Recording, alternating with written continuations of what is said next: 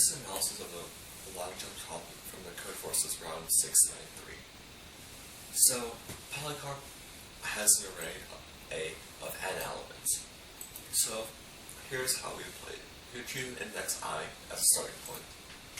And then, if I is less than or equal to n, whatever the value of I is, so let's say I is 0, or I essentially y is 1, we have the first element, which is 7, I would increase by 7 to 8, and then this cycle keeps repeating as long as I is less than or equal to n.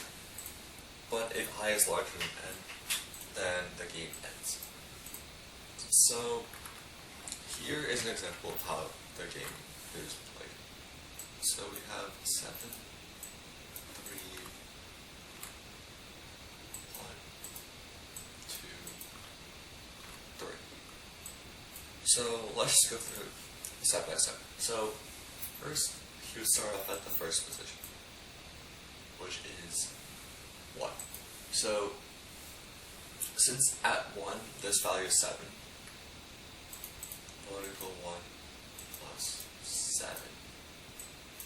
But since 1 plus 7 is 8, and the array only has a length of 5, then it would just stop there, giving a total score of 8. Oh, sorry, whoops. The same thing, but the initial thing doesn't count. So he would just have a score of 7. Yeah. So then, well, now we go to 2, which is here. At 2, his score would start off at 3, which is this value. But since if you increase 3, it would still be on the array. So it would still end up at this position. And since this is less than or equal to n, he's able to add this as well to the current score.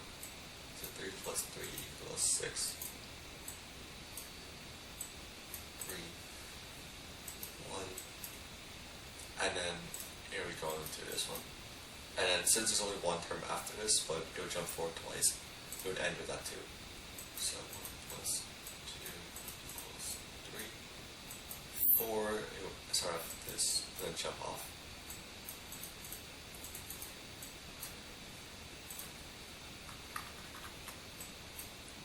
And then 5, it would start off with this, and jump off.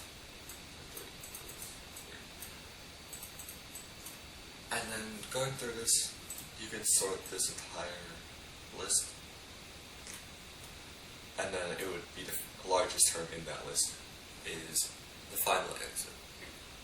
So how would you approach a problem like this? So first, some people look at is just solely looping through this entire array, and then each position calculating the total points obtained. So while that is the most simple approach, it looks simple, it would actually exceed the time limit, because you have to keep recalculating for each individual part. But notice that at this one position, right, instead of having to recalculate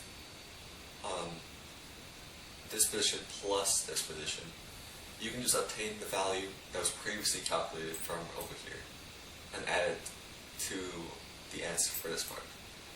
So to do that, we would have to, instead of looping forwards, we'd have to loop backwards through the array. So if we loop backwards,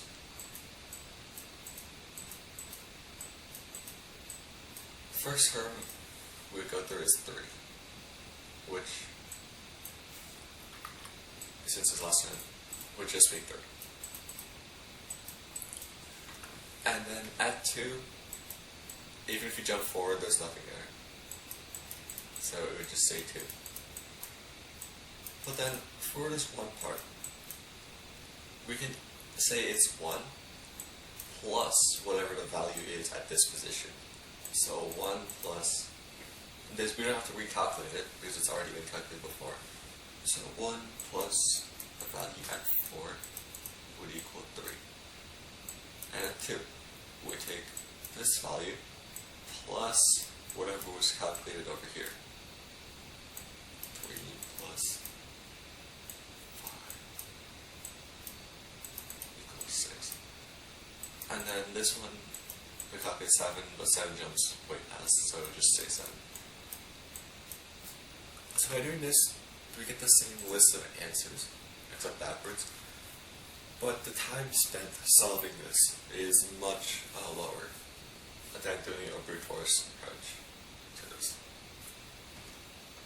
So, now as a theoretical stuff, how would you write this in code?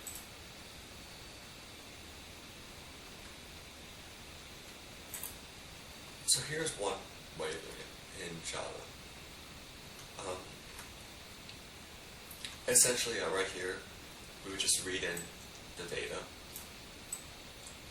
and then A1 is just the list of all the data points, and B1 is the sum value, is a list of the sum at each position. And then, so now we're going in descending order. Don't mind the name, just random. Going in descending order from the array list, or the list, you would just do the same method we highlighted over here. Just getting the value, and then adding the previously counted values.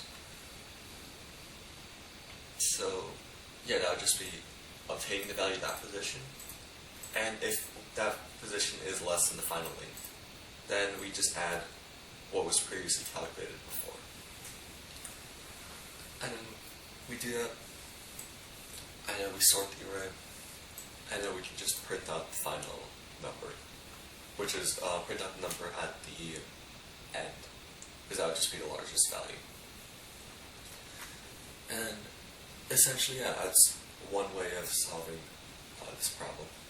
There are other methods of doing it, but this one, it does work.